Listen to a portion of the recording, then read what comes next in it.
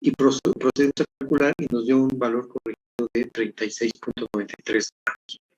Es el valor del ángulo de fricción interna de este suelo.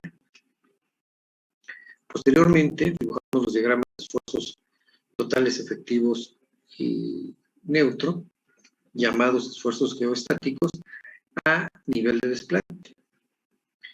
Bueno, más bien, los calculamos a la posición del NAV y al nivel de desplante, y pudiéramos haberlo seguido calculando hacia la profundidad, ¿no? Y vimos que para la posición del NAV valía 0.32 el esfuerzo total y 1 el esfuerzo 1 a nivel de desplante. La presión del agua pues empieza en 0 a una profundidad de 0.2 y se incrementa de manera lineal hasta, en este caso, la profundidad de desplante, que es 0.6.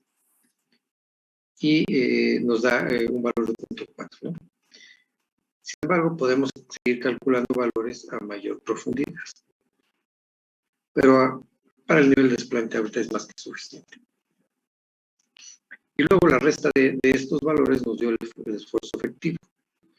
Entonces comentábamos que el esfuerzo total a nivel de desplante lo íbamos a llamar PV, es el esfuerzo, el gamma DF, ¿no?, en términos de esfuerzos totales, y el gamma DF en términos de esfuerzos efectivos es el PV testado. Entonces calculamos en estas posiciones, dado que en el primer caso que estamos revisando, la posición del NAV es 20 centímetros por abajo del nivel del terreno natural, ¿no? Nivel del terreno natural. Bien, entonces ya tenemos los esfuerzos y lo que procedimos a hacer fue el cálculo de los factores de capacidad de carga y utilizamos en este caso particular el reglamento del Distrito Federal, donde nos definen estas ecuaciones. Recuerden, las obtuvimos directamente del reglamento, y al sustituir los valores de phi en estas ecuaciones, el phi corregido, por cierto, de 36.93, nos dio que el NC es 5.14, ese no varía, el NQ de 42.53 y el N gamma de 65. Como se trata de una cimentación cuadrada y a una cierta profundidad, hay que tomar los factores de corrección por profundidad y forma. Y el FC es 1 más 0.25 de DF entre B más 0.25 de B entre L.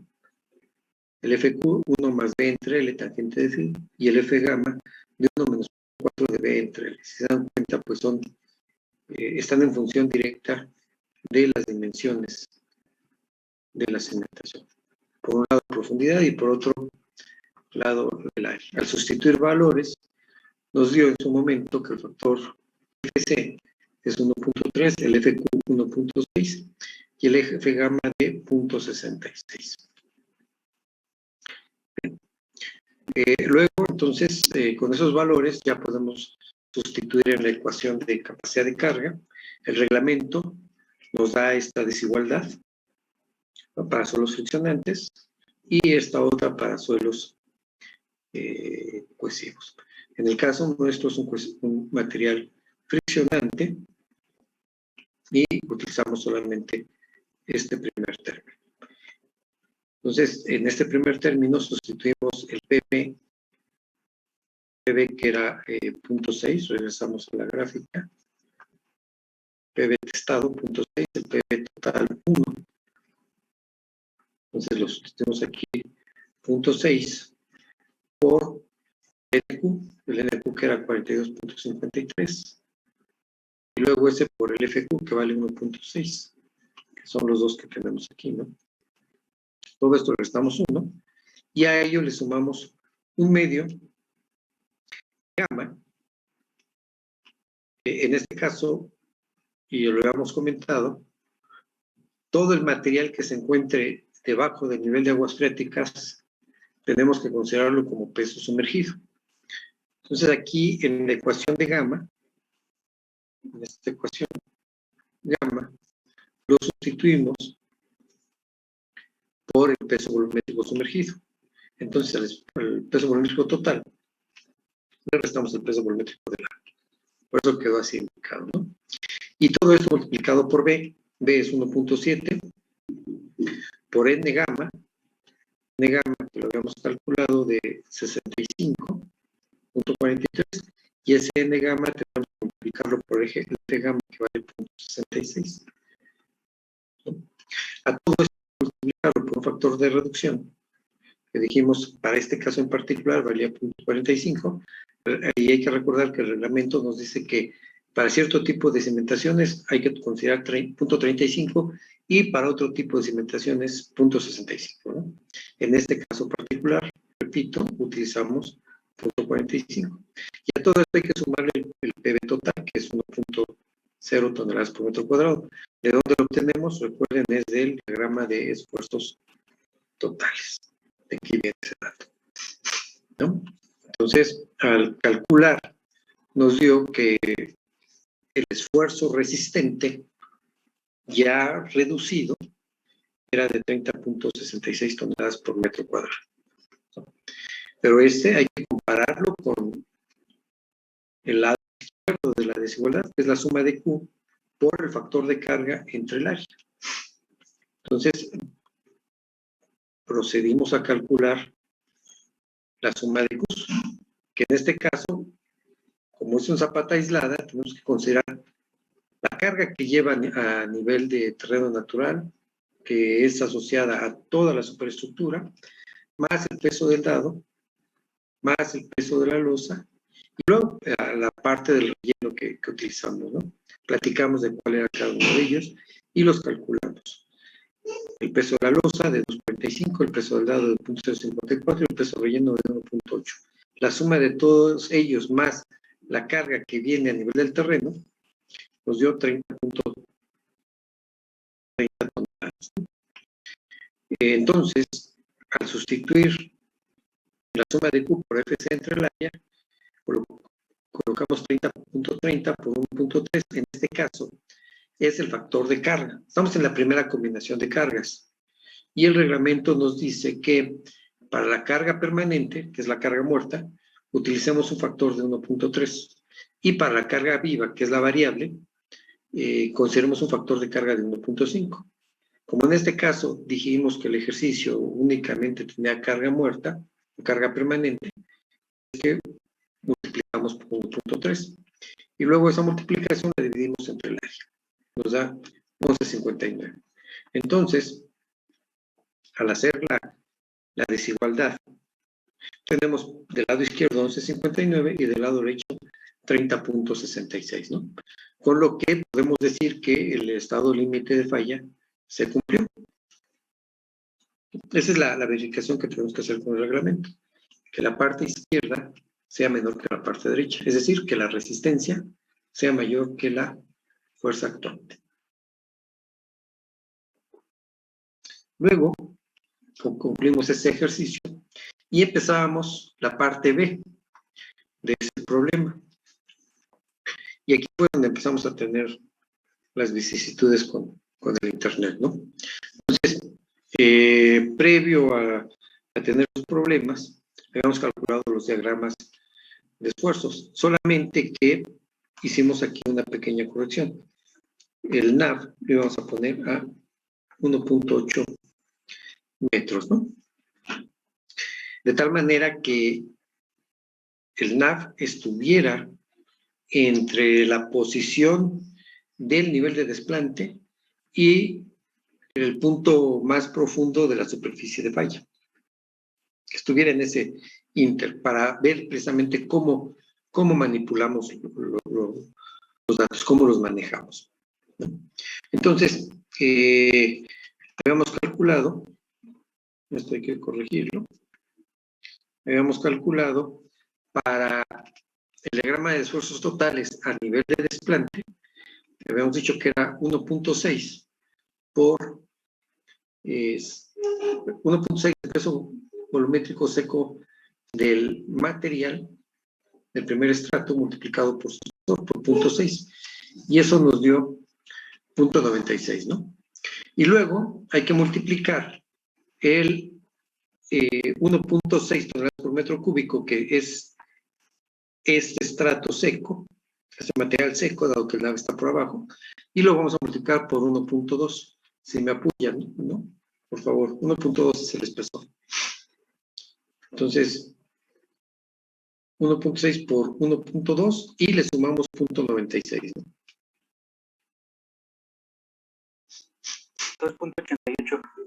2.88. Ok. Bien. Y entonces, el diagrama de esfuerzos neutros, el asociado al agua, pues es 0 hasta la posición del NAV, y ahí se incrementa de manera lineal con la profundidad.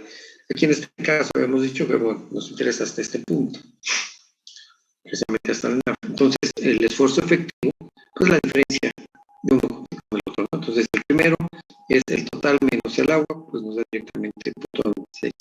El segundo, el total menos el agua, nos da ese valor de 2.88 como esfuerzo. Podríamos seguir calculando los diagramas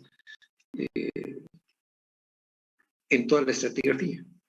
¿Por qué? Porque de pronto, cuando estamos calculando los asentamientos, vamos a requerir de todo el perfil estratigráfico, conocer los diagramas de esfuerzos efectivos, totales y neutros, y no nada más en los extremos de los estratos, sino en el punto medio. ¿Sí? Pero bueno, eso ya lo platicaremos cuando veamos el estado límite de servicio. Entonces, ya tenemos este dato. Resulta que de la posición de 1.8 hacia arriba, el peso volumétrico seco es 1.7, y de 1.8, que es la profundidad del NAV, hacia abajo, el peso volumétrico de la muestra es 1.7, pero tendríamos que utilizar el sumergido, que es de 0.7 toneladas por metro cúbico. Hay que recordar que el sumergido es el peso volumétrico de la muestra menos la unidad. ¿Sale? Entonces, hasta ahí corremos con suerte para el ejercicio. Lo que sigue, y ahí fue donde ya no pudimos avanzar, fue determinar la profundidad a la que llega la superficie de falla.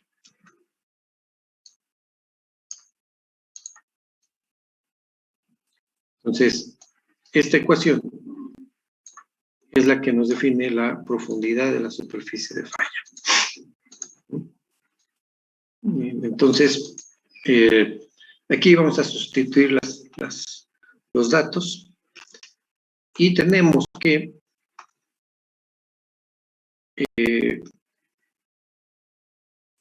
B es el ancho de la cimentación, es 1.7 metros.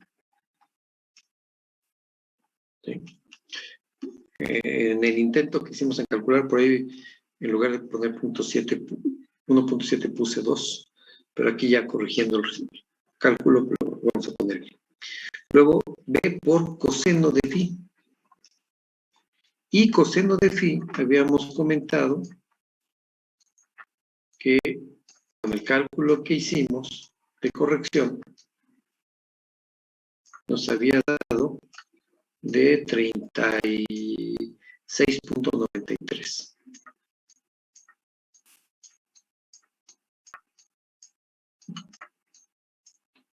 Phi 36.93, y esto hay que multiplicarlo por el logaritmo neperiano elevado a e a la 4 más pi a la 4 más phi 36.93 entre 2 por la tangente de 36.93. ¿De acuerdo? Y acá abajo 2 por el coseno de pi entre 4 más 36.93 sobre 2. Y habíamos comentado que aquí este término tendríamos que meterlo en radianes.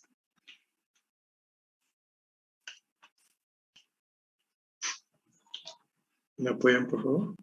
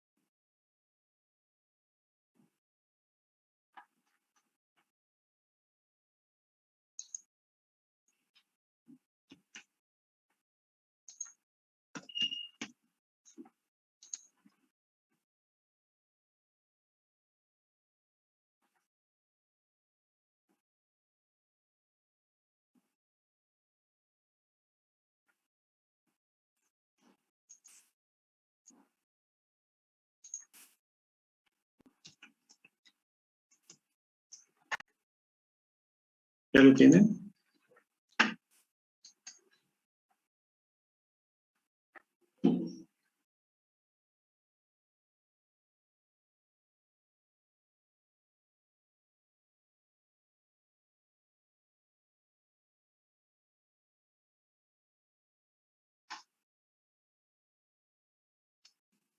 Tres 3.5 metros. 3.5 metros. Okay.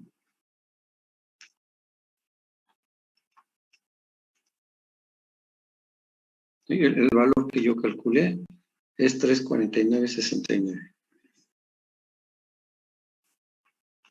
¿Qué aparece aquí? ¿No? ¿Qué aparece aquí? Bien. Ok. Vamos a ver entonces.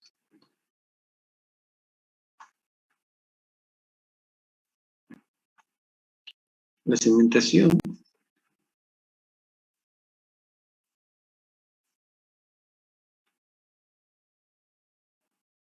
más o menos así. Pues aquí es 0.0, este es el nivel del terreno natural.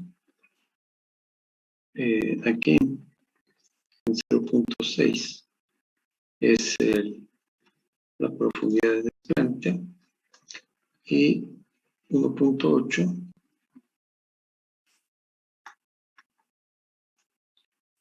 la posición del NAV, ¿no? Bien, entonces la altura que calculamos es 3.5. Bueno, la cimentación mide igual a 1.7 metros. El NAV está aquí. Y nos dice que el H son 3.5. Pero ese es H. A ese H hay que sumarle 0.6, es decir, estamos hablando por acá en 4.1 metros. Esta es profundidad máxima de la superficie de falla. Un 4.1, ¿no? Entonces, seguramente esto viene así. Y luego viene así.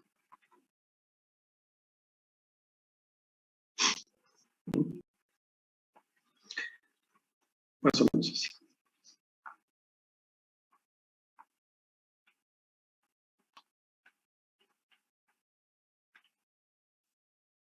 El H que estamos calculando es de aquí acá abajo.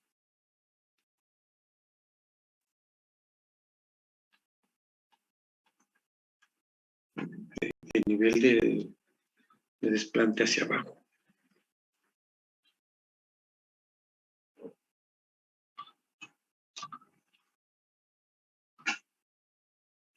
Entonces vean cuál es la profundidad más o menos, 3.5, que es aproximadamente del doble, un poquito más del doble que el ancho B.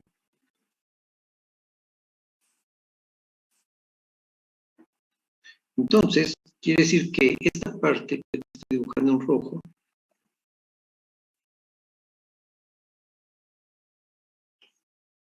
parte de la superficie de falla dibujada en rojo, va a estar involucrada en el primer estrato, mientras la que voy a dibujar en verde va a participar para el segundo estrato.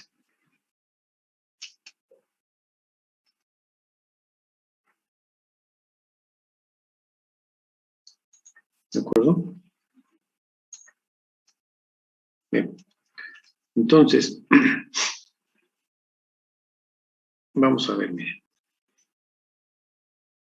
Bueno, ¿y quién falta poner el dato? Aquí arriba, el gamma es de 1.6 toneladas por metro cúbico, mientras que aquí abajo el gamma de muestra es 1.7 toneladas por metro cúbico, ¿no? Que hay que considerar, repito, el sumergido. Entonces, vamos a calcular un gamma ponderado a partir de estos dos materiales, uno sumergido y el otro seco, ¿no? Entonces,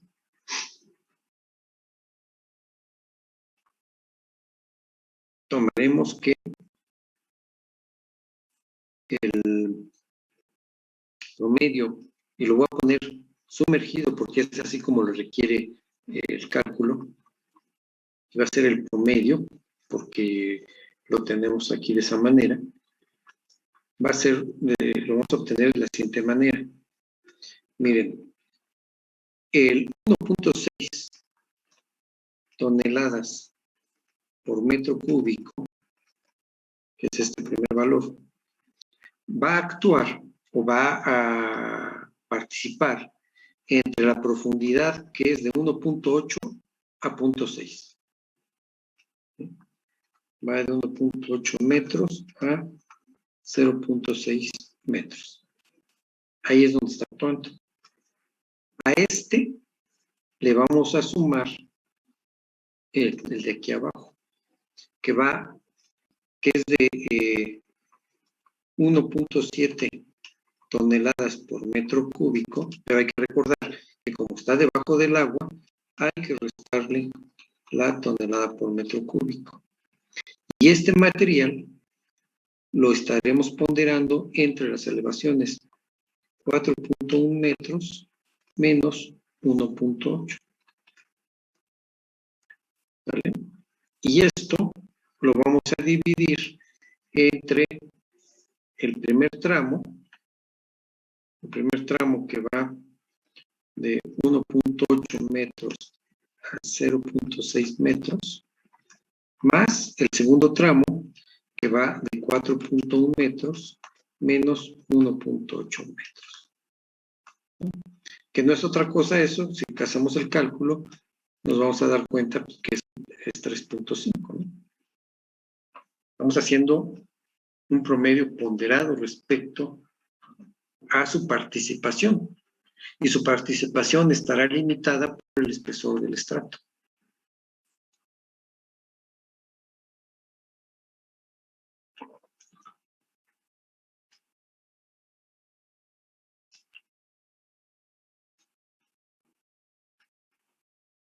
¿Cuánto nos da ese valor? ¿Me apoyan?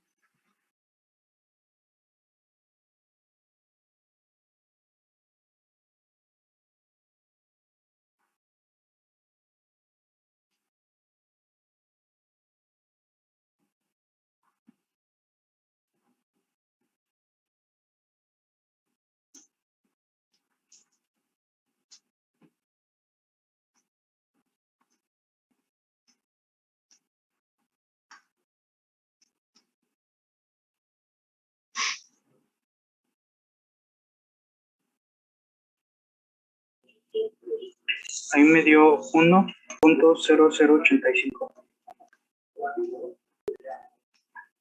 2 ceros. 2,085. ¿Alguien que me confirme el dato? Y me quedó lo mismo. Ok, perfecto. Entonces, esto es el valor que tenemos de peso volumétrico que vamos a utilizar en la ecuación de capacidad de carga.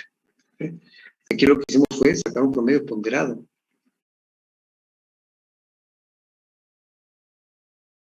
¿Sale? En función de la participación que cada estrato va a tener. Entonces, vamos a calcular la capacidad de carga para este caso.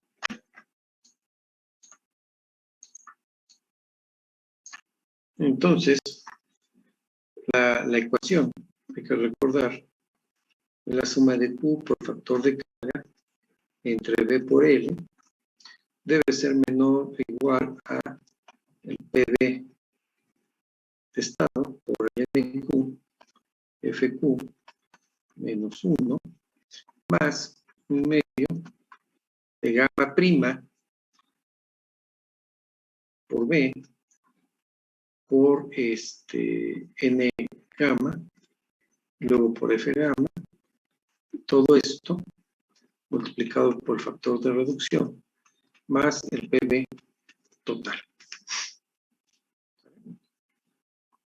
Entonces, vamos a traernos estos datos. Primero, vamos a irnos a donde calculamos la suma de Q por FC entre V por L. Lo voy a desplazar hacia arriba. Entonces, ese dato lo tenemos aquí, que nos dio 11.59 toneladas por metro cuadrado. Eso no cambia.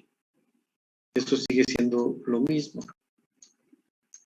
A menos que cambiemos la dimensión de la cimentación, ese valor va a permanecer igual. 11.59 toneladas por metro cuadrado. Eso va a ser menor a, o tiene que ser menor al PV de estado, o sea, el nivel del esfuerzo a nivel del desplante, el esfuerzo efectivo a nivel de desplante, y eso lo calculamos de 0.96. Aquí lo tenemos, ¿no? 0.96.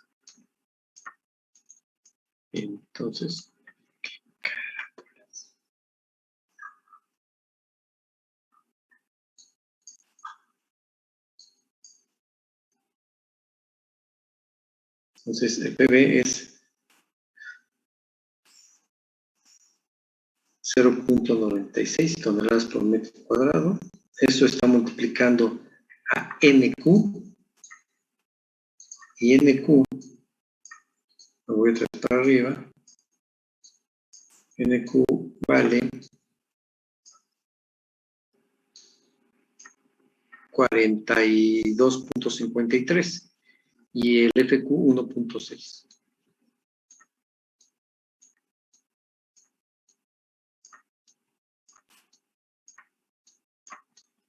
Entonces, el FQ es 42.53 y ese está multiplicado por el FQ, que habíamos dicho que vale 1.6. Esos valores no cambian, a menos que la cimentación cambie de dimensiones. Lo único que estamos haciendo es el cambio de la posición del nivel de aguas freáticas. Por eso esos valores permanecen. Más un medio de gamma prima. El gamma prima en este caso sí cambia. Ahora es 1.085 toneladas por metro cúbico. Multiplicado por B. B es 1.7 metros. Y luego multiplicado por N gamma y F gamma. Entonces vámonos arriba a buscar esos valores.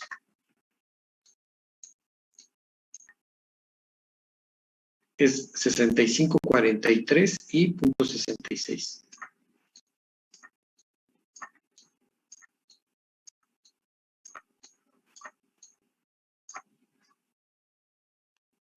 Entonces es 65.43 el N gamma y el F gamma habíamos visto que era 0.66. Todo esto multiplicado por factor de reducción, que habíamos dicho que era 0.45. Y a este le vamos a sumar el valor del esfuerzo total. Pero como el agua se encuentra muy abajo del nivel de desplante, por debajo del nivel de desplante, entonces el total es igual que el efectivo. 0.96 toneladas por metro cuadrado.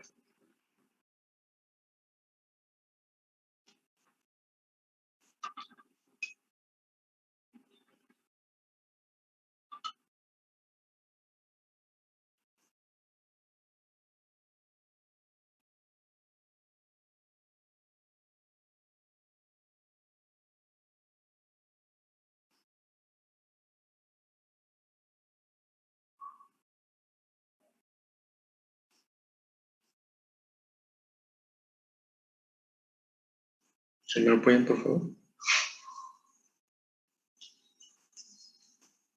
Medidor 46.58. 46.58.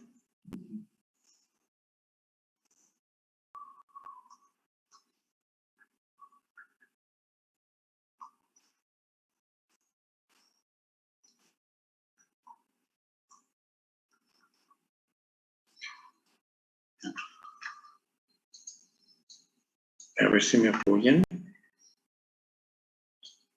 Voy a subir un poco.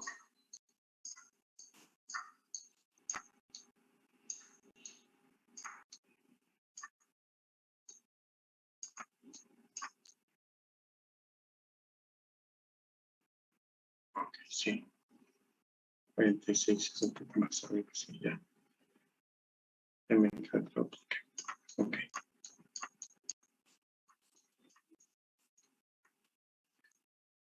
¿Sí? ¿Alguien más que me confirme el dato? Sí, me sale lo mismo. Ok. Entonces, es mayor que 11.56. Por lo tanto, cumple con el estado límite de fallo.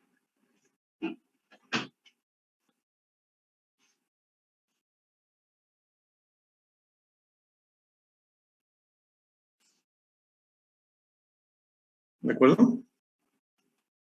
Entonces, aquí particularmente veamos cómo fue que calculamos este dato.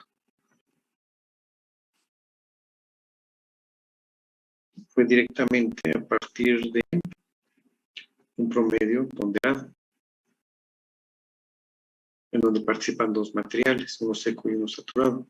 En el caso previo, en donde el nivel de agua está por arriba del nivel de desplante, entonces el cálculo del peso volumétrico sumergido, pues era el total menos el agua, ¿no? Entonces aquí nos dio 0.7, por eso aquí el valor fue ligeramente menor. Y en el caso ahorita que calculamos, una fracción está en seco y otra fracción está en sumergido. Por eso es que tenemos una resistencia ligeramente mayor. Bueno, entonces ya nada más nos queda el último caso. Cuando el NAP se encuentra, ¿a qué profundidad dijimos? a 6 metros.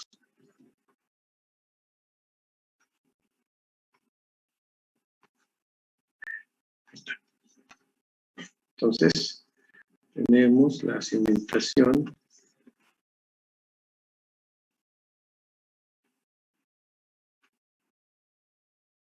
el nivel de terreno natural, elevación 0, el desplante a 0.6 y el agua a 6 metros. La superficie de falla que calculamos con el ángulo de fricción nos dio algo así, ¿no?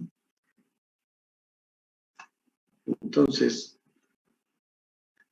la posición más baja, bueno, H era, habíamos dicho que era 3.5, ¿no? Cerrando el valor, 3.5 metros. Ese fue el H que calculamos. Entonces, 3.5 más 0.6 nos dio una posición de 4.1 o una profundidad de 4.1, ¿no? 6 se encuentra por debajo de 4.1. Entonces, quiere decir que en este caso, el nivel de agua freático no impacta en la resistencia.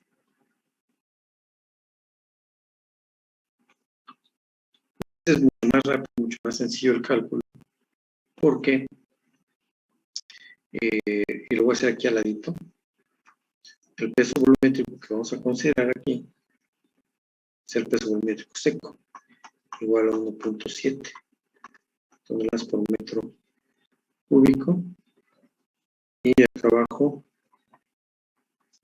perdón, 1.6, acá abajo de 1.7 toneladas por metro cúbico. Entonces, los 11.59 toneladas por metro cuadrado deben ser menores a... ¿Cuánto vale el PV testado?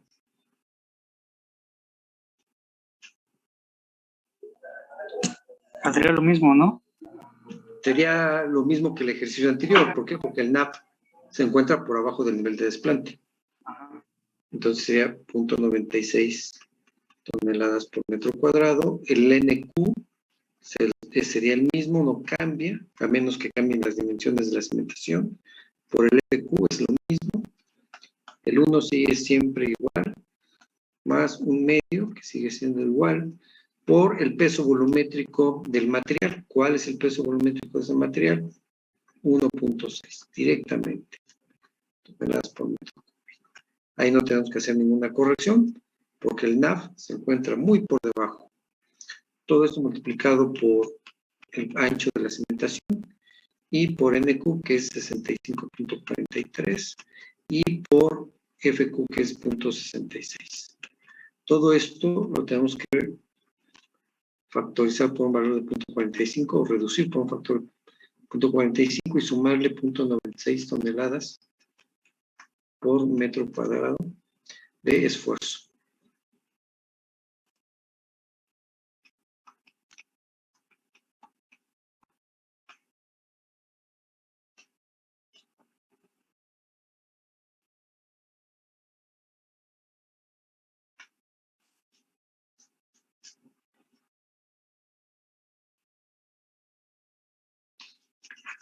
Profe, una pregunta. Dime. ¿Por qué al peso volumétrico se le está restando el del agua si el NAF está abajo?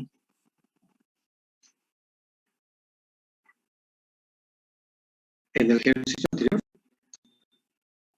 En este, profe, en el que estamos haciendo ahorita. No, en este que estamos haciendo no estamos quitando el agua.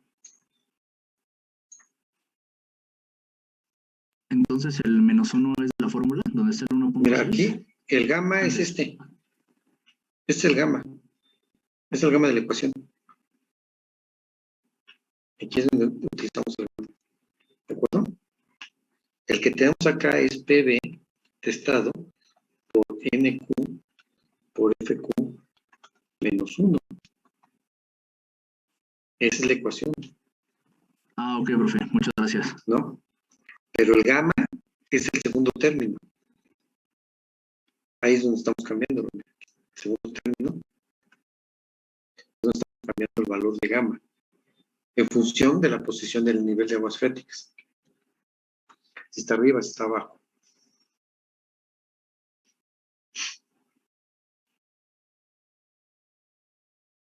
¿Sale?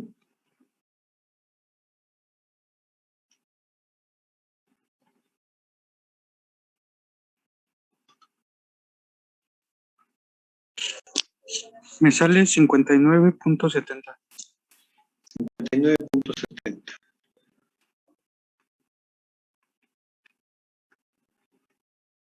Toneladas por metro cuadrado. Y también cumple, ¿no?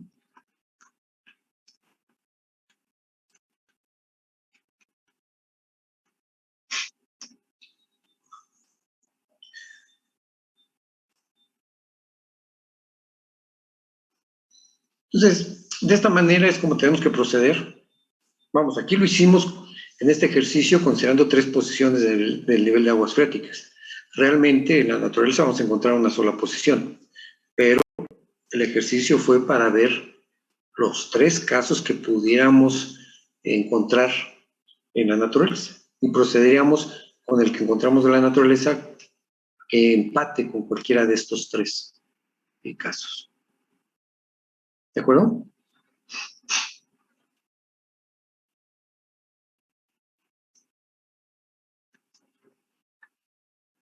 ¿Preguntas?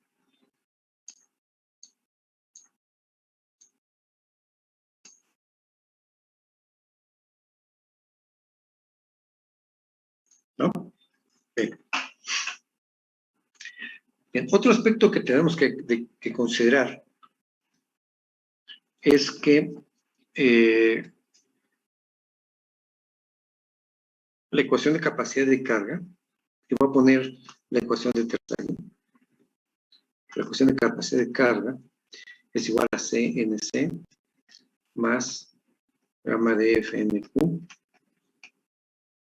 más un medio de gamma por B por N gamma. En esta, así como está la ecuación, no visualizamos cuál es el sistema de cargas que se tiene, ¿no? o los elementos mecánicos que se tienen en la cimentación a nivel de terreno natural. O sea, ¿cuáles son los elementos que llegan a la cimentación de toda la superestructura? Nada más vemos el puro terreno, ¿no? En donde vemos un poquito ya ese efecto, el efecto de la carga, es Terzaghi.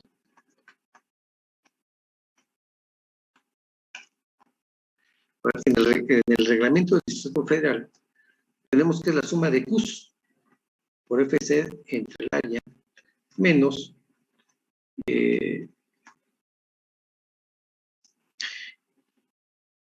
es el PB por el NQ menos 1. Bueno, vamos a poner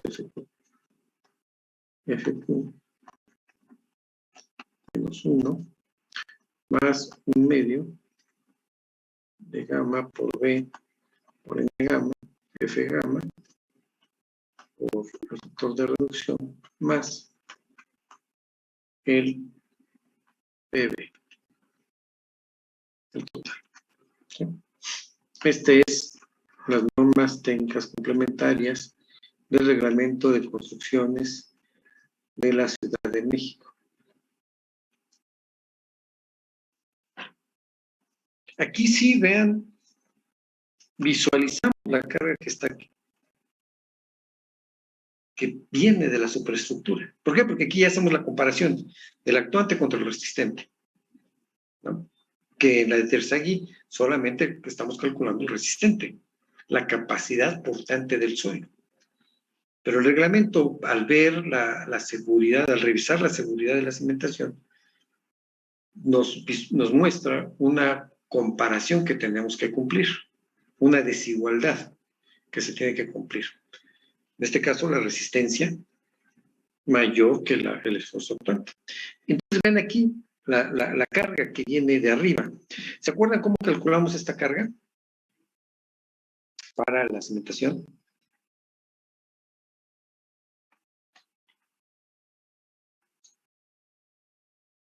Es la suma de Qs más el peso del dado, más el peso del relleno, más el peso de la losa.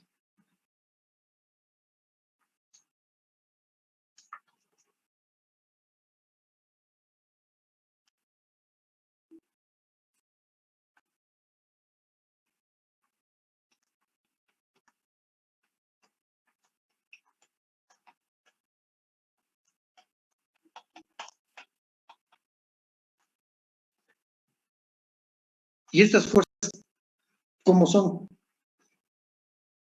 Son verticales, afectadas directamente por la gravedad. Es vertical con dirección hacia abajo. Pero resulta que las estructuras no nada más nos pueden generar fuerzas gravitacionales, o sea, fuerzas verticales, sino también nos pudieran generar momentos. Entonces, en particular, cuando tenemos una cimentación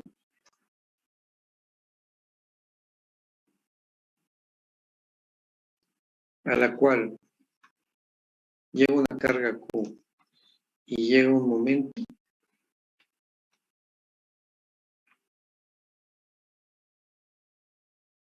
directamente no la podemos utilizar en la ecuación de capacidad de carga, por la presencia de ese momento.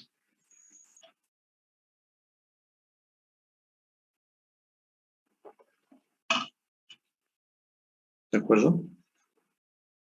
Entonces, vamos a ver cómo podemos utilizarlo. Bien, ¿se acuerdan de la famosa ecuación de la escuadría?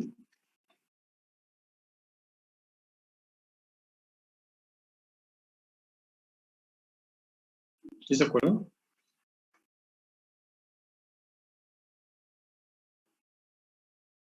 ¿O no? Creo que no. No lo dudaron mucho. La ecuación de la escuadría es igual que la ecuación del chicharronero. ¿Se acuerdan? ¿Saben cuál es la ecuación del chicharronero? Sí. ¿Cuál es? Es la fórmula general, profe. ¿La forma general de qué? Para obtener las raíces de una ecuación cuadrática. Exactamente. Así como esa, tenemos la ecuación de la escuadría. Esa no recuerdo en qué materia del kinder nos las enseñan. Pero desde allá, ¿no?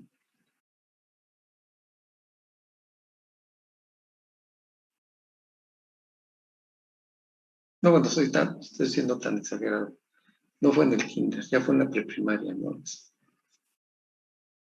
Razón por la cual no nos acordamos bien de ella. Pero vamos a acordarnos. Nos dice que el esfuerzo va a ser una carga entre un área. Eso no hay duda. Y lo vimos al inicio de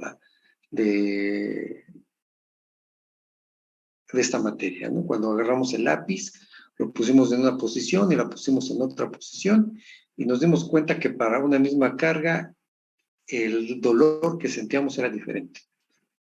Es lo que estamos aquí definiendo. El área, en un primer momento con el lápiz, utilizamos la punta del lápiz, un área muy pequeñita, y la carga, 1 tonelada, pues sentíamos un dolor garrafal, ¿no?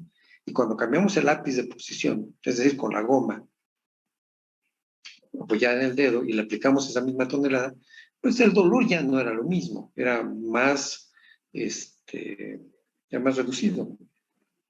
Entonces, el esfuerzo transmitido, o en este caso el dolor que estamos percibiendo, era en función del área de contacto. La relación carga entre área Y luego, la ecuación de la escuadría involucra el momento y le pone dos signos, más menos el momento en la dirección X, ¿no? Multiplicado por la distancia a la fibra más alejada, vamos a llamarlo que C, ¿no? De donde está el momento a la fibra más alejada, al extremo del elemento donde está al elemento que está afectando el momento, y todo eso entre un momento de inercia, ¿no? Ese es un momento en la dirección X. Pero resulta que una estructura es tridimensional, un edificio, una edificación es tridimensional. Y un sismo, ¿cómo le llega a la estructura? Le puede llegar en cualquier dirección. Y eso nos da momentos en dos direcciones. De tal suerte, entonces, que vamos a tener más o menos el momento en Y por la fibra más alejada entre un momento de inercia. ¿Sí?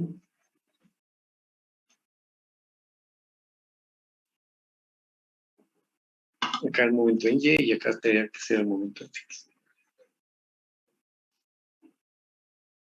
O X, más o menos. Esa es la ecuación de la escuadría.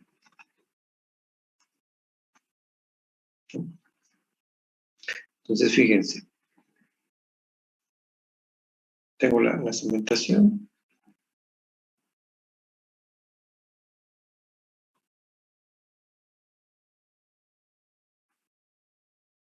Ese es el lado. Tengo la losa.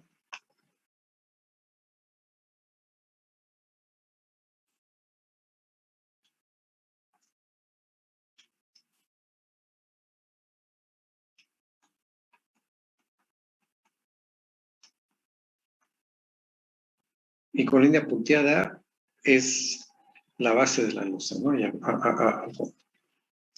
Entonces aquí voy a tener una carga P, o Q, como le llamemos, ¿no? Vamos a ver. Si esta es la dirección X y esta la dirección Y, y la vertical es la dirección Z,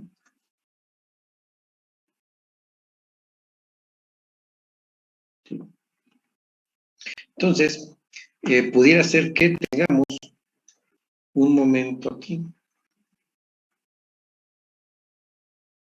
Este momento está girando alrededor del eje Y. Por eso le llamamos momento en Y. Y a lo mejor vamos a tener uno que esté girando alrededor del eje X. Y le vamos a llamar momento en X. ¿Vale? Bien. La presencia de la carga como tal, lo voy a ir aquí arriba, si nada más hubiera carga,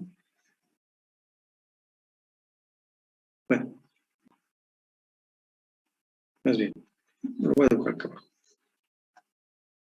porque ahí arriba ya no me alcanza.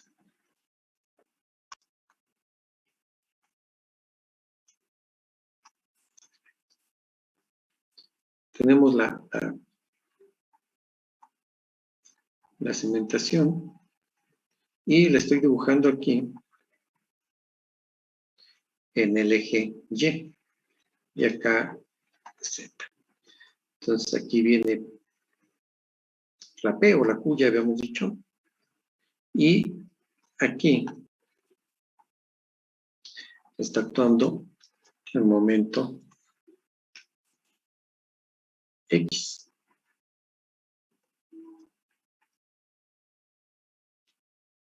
¿Sí?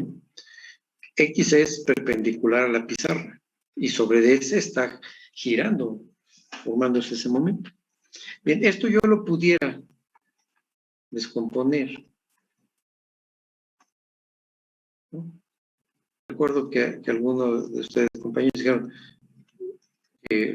les gusta investigar, descomponer las cosas, desarmar las cosas y luego volverlas a armar, ¿no? Entonces aquí estamos en ese proceso. Tenemos esta cimentación, la vamos a descomponer, a separar en dos elementos. En uno que tiene el momento y el otro que tiene la carga P.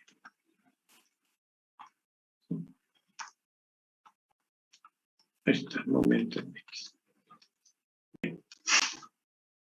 Aquí lo que me interesa calcular y definir con la presencia de este momento y esta carga es cómo reacciona el terreno.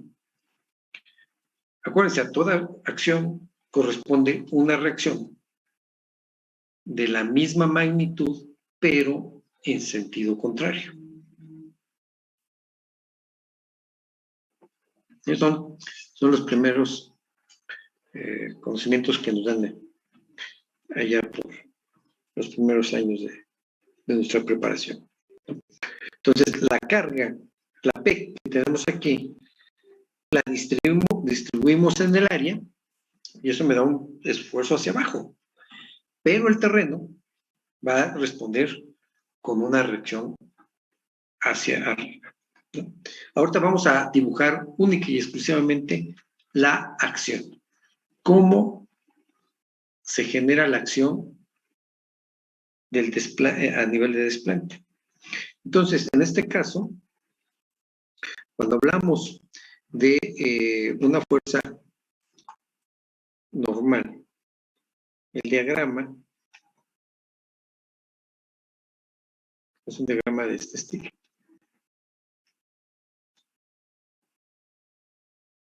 ¿Vale? Es uniforme.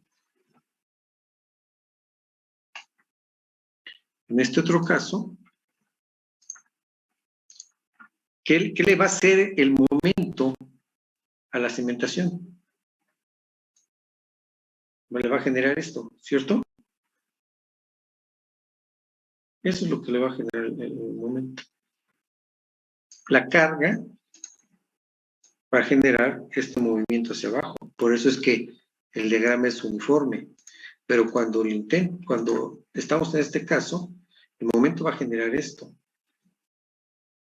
Va a tratar de generar esto. ¿Vale? Entonces, ¿qué estaríamos viendo nosotros? Bueno, que vamos a generar un diagrama de cargas así y otro acá. ¿Sí? Cuando este elemento trata de girar por la presencia del momento, fíjense, ¿de acuerdo? En un lado genera compresión y en el lado opuesto de tensiones. ¿Sí está claro?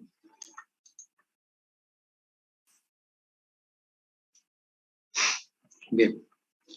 Esto es separándolo. Ahora lo voy a integrar. Regresamos a la posición original. Entonces, a lo mejor voy a tener algo como esto.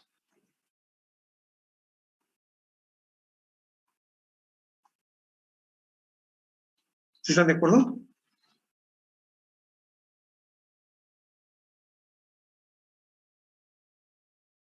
Primero separo las cargas, saco sus diagramas para entender cómo son y luego me regreso a la condición inicial, que es la suma de los dos, ¿no? Aquí particularmente lo que nos interesa es que en algún extremo de la zapata tenemos valores positivos y en otro tenemos valores negativos.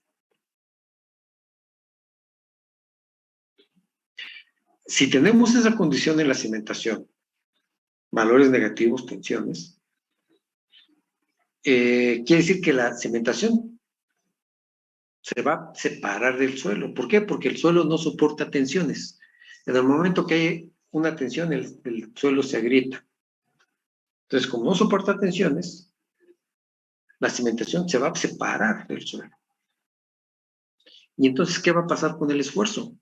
Si originalmente lo teníamos a la cimentación en un área de 2x2, por decir un dato, en el momento que la cimentación tiene ese efecto del momento, ¿qué va a pasar con esa área de contacto? ¿Serán los 4 metros cuadrados? Se reduce, profe. Se reduce. Entonces, si el área se reduce, ¿qué pasa con el esfuerzo? Se incrementa. Aumenta. ¿Cierto? Bien. Lo que no debemos permitir en una cimentación es tener tensiones. Debemos evitarlas a toda costa, las tensiones. Evitar que la cimentación se separe del terreno.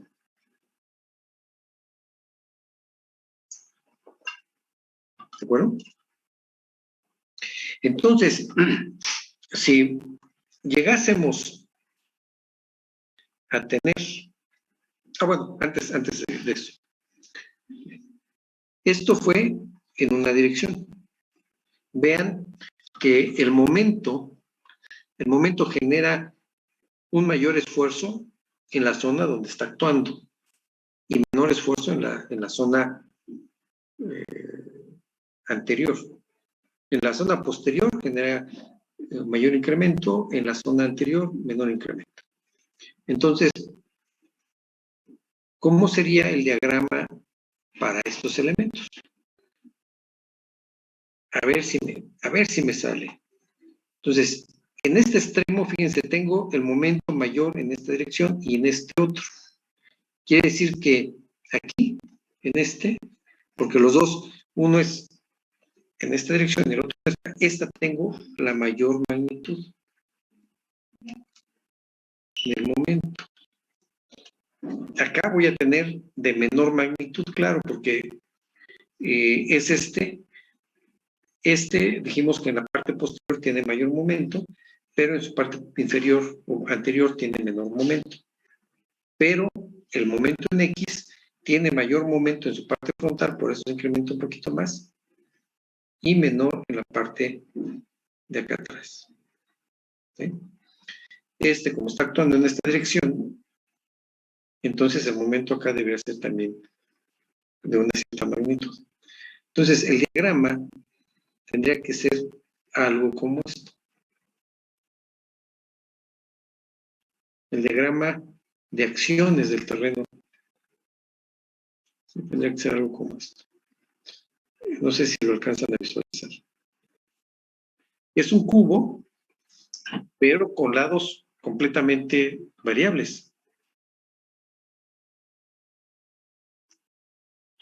Gráficamente aquí acabo de poner lo que me daría la ecuación de la escuadrilla.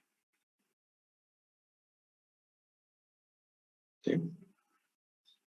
Esta ecuación me permitiría obtener este diagrama, que es la manera en que voy a formar los diagramas a partir del momento y de los momentos y de la fuerza vertical. ¿Preguntas?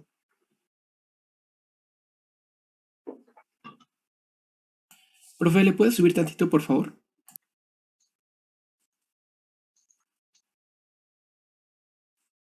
¿Sí? Hacia el otro lado, por favor. ¿Ahí así? Sí, gracias.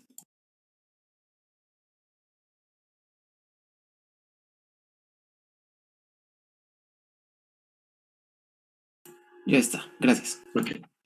Bien. Entonces, con la ecuación de la escuadrilla nosotros podemos dibujar u obtener el diagrama de esfuerzos, el tridimensional o el bidimensional como tenemos aquí. ¿De acuerdo? Entonces, el reglamento nos dice que, o más bien, en general, cuando trabajamos capacidad de carga y tenemos momentos, lo que tenemos que hacer es este momento, perdón, que está acá arriba, esto, para fines de cálculo únicamente, lo que voy a hacer es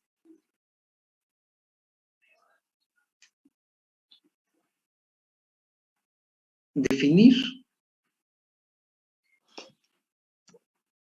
una cimentación, repito, para fines de cálculo, una cimentación equivalente. Esta es la cimentación normal. Y la cimentación equivalente va a ser una que nos defina una dirección B'. Si acá es B, voy a tener una dimensión B' en la cimentación, de tal manera que yo tenga como reacción del terreno una condición uniforme.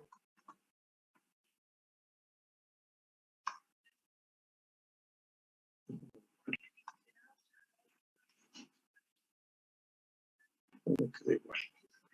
Pero en teoría es uniforme, ¿sí? No es una trapezoidal como la tengo aquí, sino más bien es una uniforme. ¿Qué hago? Bueno, sustituyo. Déjenme quitar este. Voy a poner acá. Lo que voy a hacer es sustituir esta carga y este momento por una carga aquí,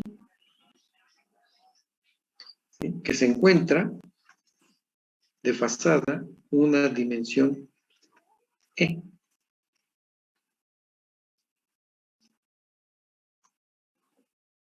¿Sí? Esta carga P multiplicada por la excentricidad me da lo que es el momento.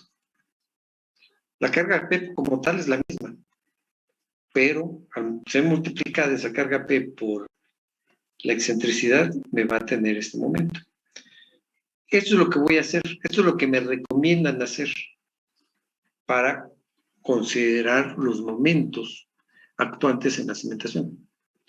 Traducir los elementos mecánicos, cargas y momentos a un solo elemento que son cargas. Y esto, desde luego, implica tener una excentricidad. ¿De acuerdo?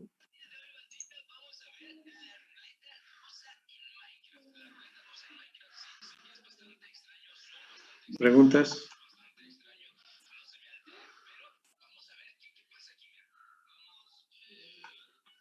¿No hay preguntas?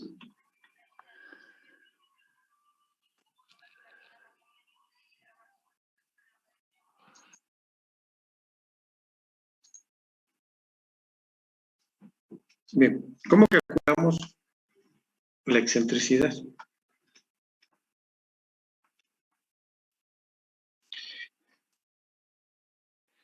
En este caso, como lo tenemos aquí, será la excentricidad, estamos hablando del eje Y, ¿no?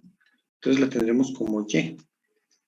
La excentricidad en Y sería igual al momento en X sobre la carga P.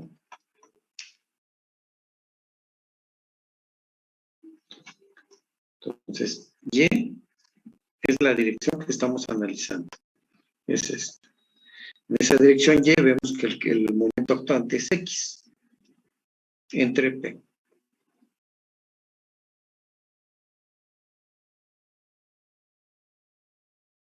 ¿Vale? Y por tanto, si hacemos exactamente, si tenemos dos momentos, la excentricidad en X, sería el momento en Y sobre la carga P. ¿Sale? Ahora, ¿cómo calculamos B? B'. B', que es esta dimensión, va a ser igual a dos veces, a B, la B normal, menos dos veces la excentricidad en Y.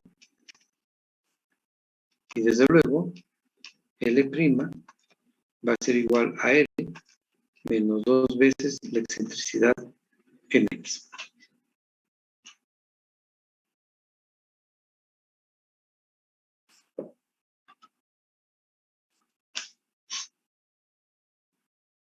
¿De acuerdo? Entonces, donde tengamos B y, vamos, si tenemos el problema de una cementación que estamos revisando en cualquiera de las combinaciones y hay un momento actuante que interviene, lo que tenemos que hacer es obtener un área reducida. Es decir, hay que calcular B' y L' con este procedimiento. Una vez calculado eso, lo que vamos a hacer es involucrar B' y L' en todas las ecuaciones de capacidad de carga.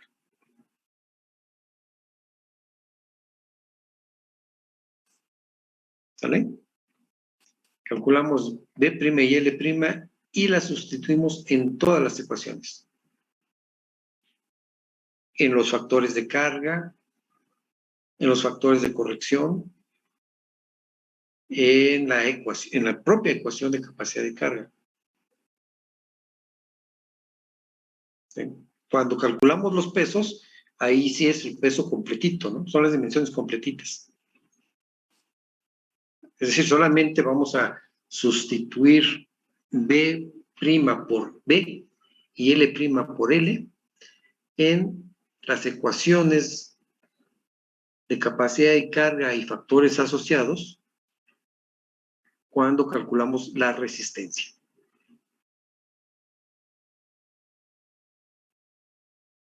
¿Ok?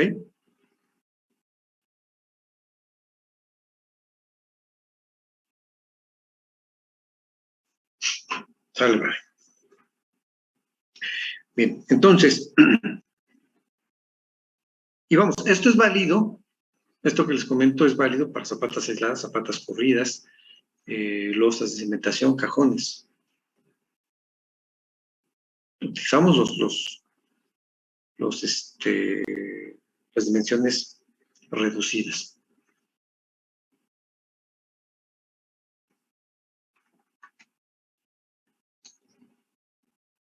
Bien.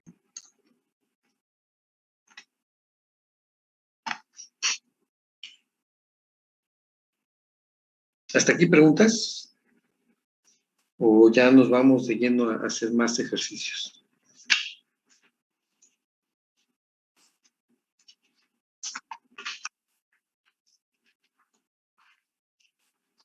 ¿No? ¿Vamos a ejercicios entonces? Vale. Y vámonos a lo bueno y bonito. Vamos a tener, ok, vamos a poner la misma cimentación que venimos analizando.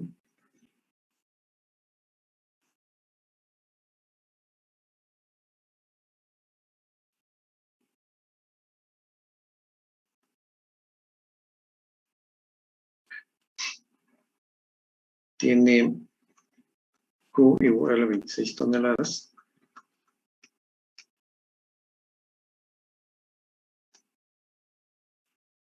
Decíamos, tiene 0.6, 0.3,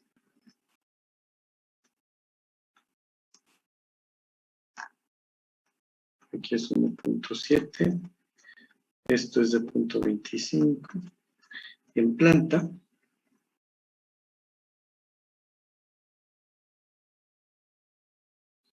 la cimentación sería como esta.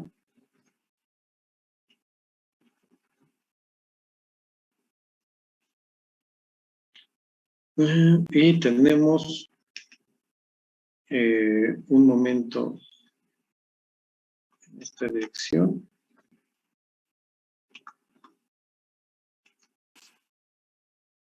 De 6.8 toneladas metro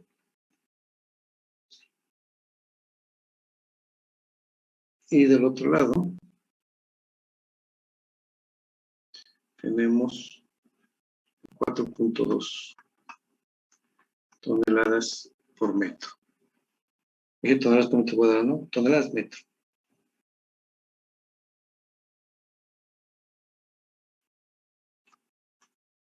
Acá tengo 1.7. No, fíjese que está al revés. Está al revés. Porque si no, no nos va. Está al revés.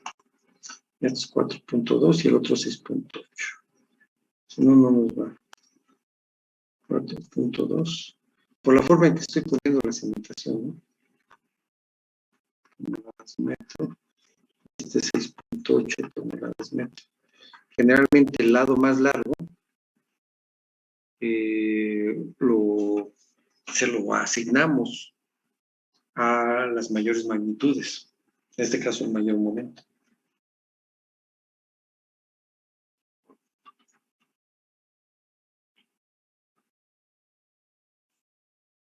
Ok, y esto es entonces 2 metros.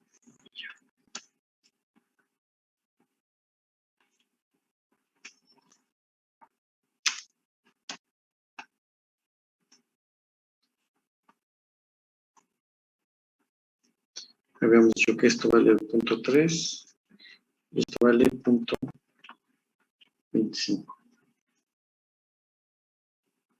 Entre 0.3, 2, 1.7 y ahí está.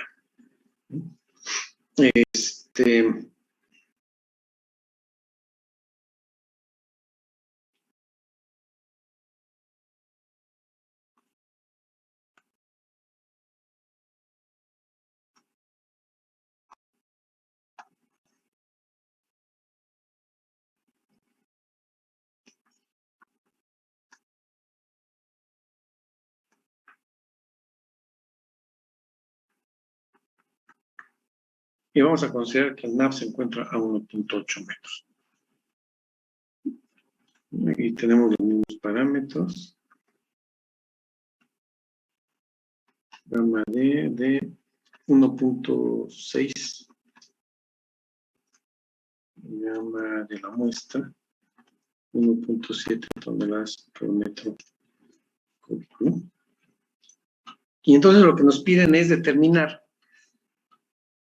la capacidad de carga o la seguridad de la cimentación. El relleno era de ¿qué? 1.8 me parece, ¿no?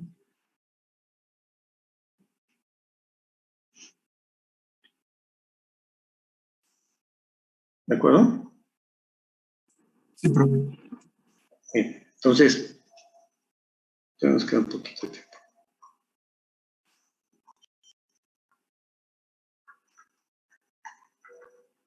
Solución.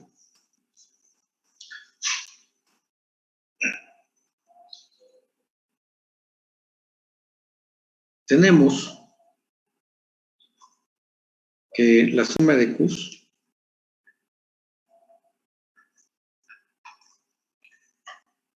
voy a ir al ejemplo anterior.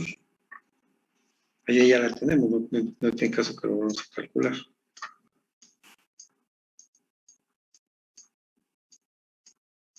La suma de Q son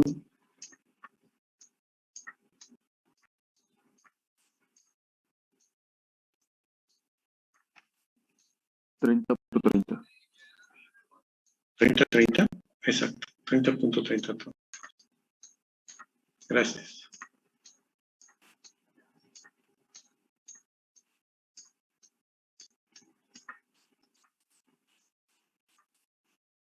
La suma de Q es 30.30 toneladas, ¿no? Entonces, nos va a dar tiempo nada más para calcular una excentricidad. ¿Qué nombre le pondremos? ¿Qué dirección? Vamos a pensar que esta es la X y esta es la Y. Eso es lo de menos, ¿no? Solamente hay que tener consistencia en los datos. Entonces, la excentricidad, en esta dirección estaría yo revisando la excentricidad en X, esa es la dimensión, y en esta otra la excentricidad en Y. Entonces voy a calcular la excentricidad en X. La excentricidad en X que va a afectar al valor de 1.7. Entonces la excentricidad en X va a estar en función de este momento. De este que tengo aquí, de 4.2. 4.2 toneladas metro sobre la suma de Qs, que son 30.30 toneladas. ¿Cuánto nos da la excentricidad?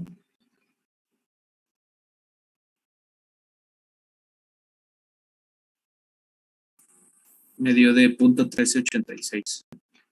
13.86. ¿Vale? Y entonces la excentricidad en Y va a ser 6.8 toneladas metro entre la suma de Qs, que vale 30.30.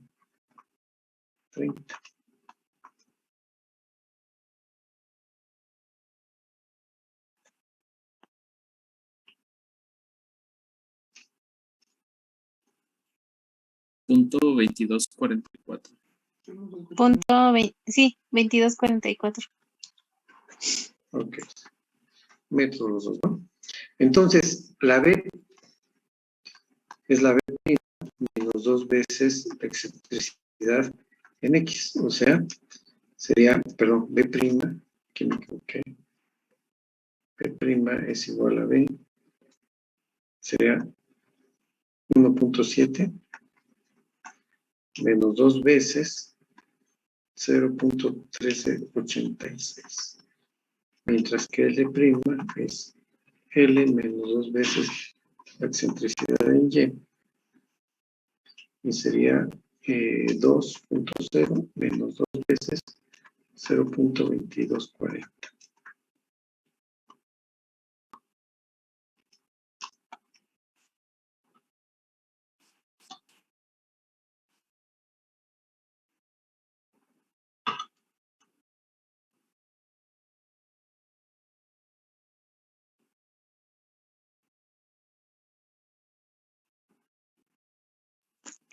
El primero sería 1.4228. Ese sería B', ¿ok? Y L', 1.5512. 1.5512 metros. Esas serían las dimensiones de la cimentación con área reducida. Repito, únicamente para los cálculos. La cimentación deberá construirse de 1.7 por 2. Solamente hacemos la reducción para tomar en cuenta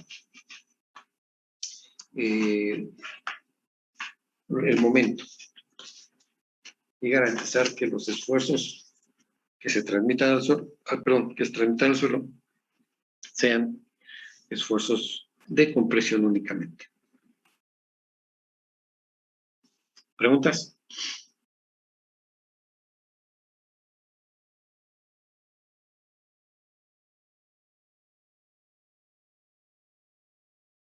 ¿No? Si no hay preguntas, nos vemos el miércoles, por favor.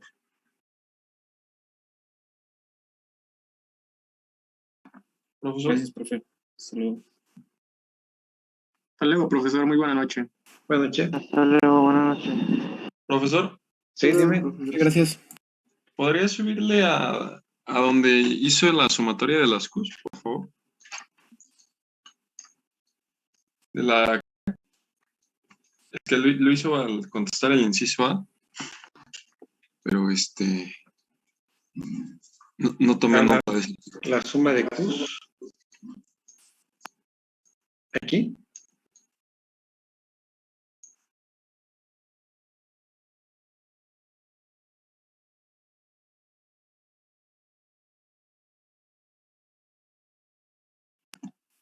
No, en donde obtuvo los 30.3. Aquí está. Ah, sí. Ahí, sí, gracias.